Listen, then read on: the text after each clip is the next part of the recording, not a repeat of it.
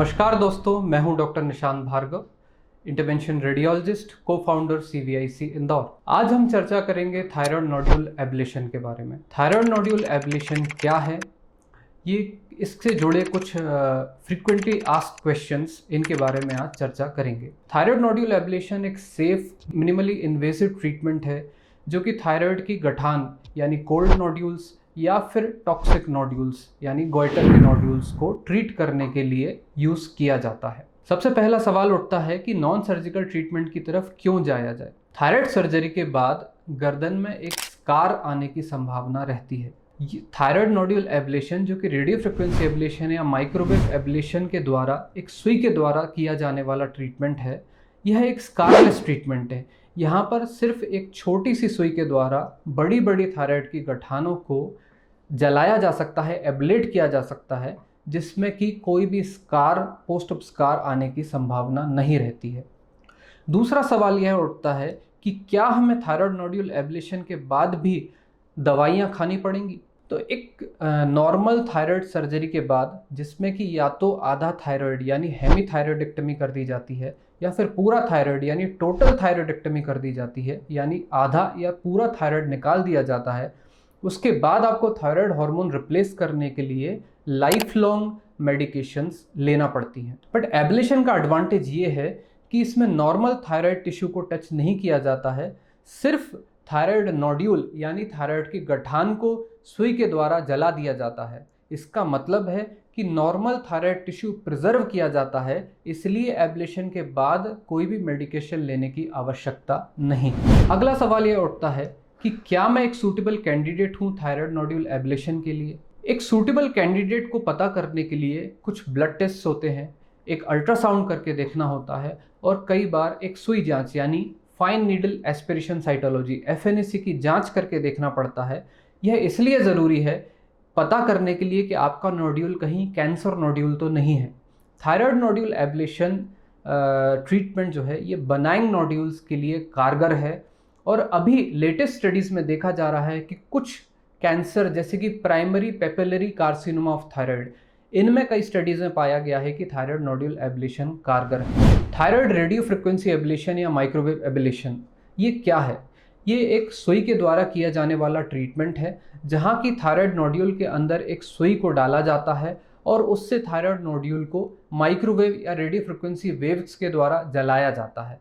इससे क्या होता है, इस नोड्यूल का साइज ग्रेजुअली समय के साथ धीरे धीरे over a period of 6 to 12 months कम होता चला जाता है।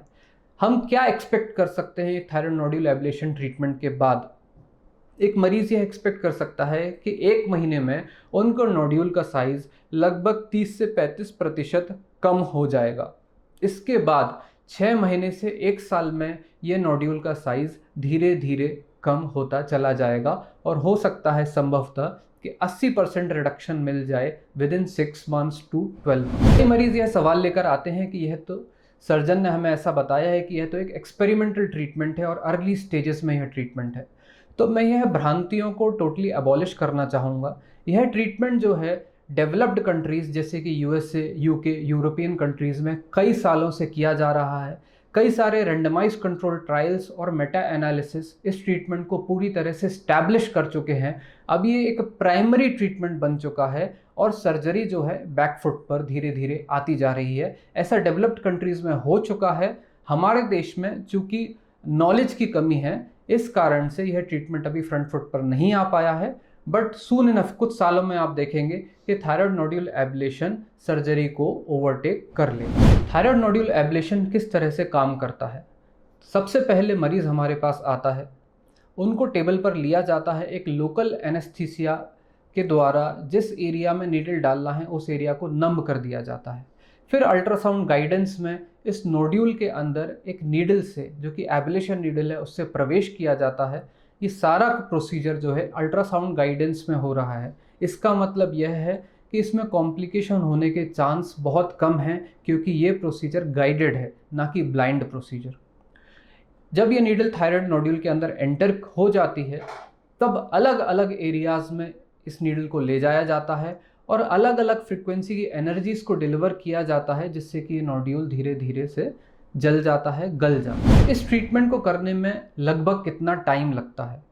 इस ट्रीटमेंट को करने में लगभग 20 से 40 मिनट लगते हैं। यह एक डे केयर प्रोसीजर है जहां कि आप सुबह आते हैं, अपना ट्रीटमेंट करवाते हैं, 2 घंटे के लिए आपको रिकवरी में रखा जाता है एंड 2 घंटे बाद आपको घर भेज दिया जाता है। आप अपने नॉर्मल काम सेम डे रिज्यूम कर सकते हैं। क्या यह प्रोसीजर पेनफुल है?